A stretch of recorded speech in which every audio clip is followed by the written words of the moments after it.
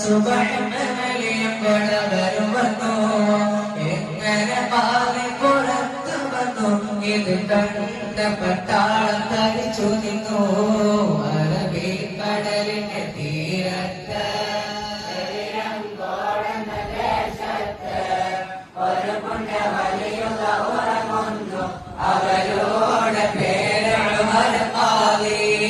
പരിശുദ്ധരൗലയോടടുത്ത് ചെക്ക പരിശുദ്ധരൗലയോടടുത്ത് ചെക്ക അല്ലാഹുവിന്റെ നബിയുടെ മദഹ് ചൊല്ല് അല്ലാഹുവിന്റെ നബിയുടെ മദഹ് ചൊല്ല് താഴിട്ട് പോട്ടിയ റൗലയത്ത് തുറപ്പിച്ച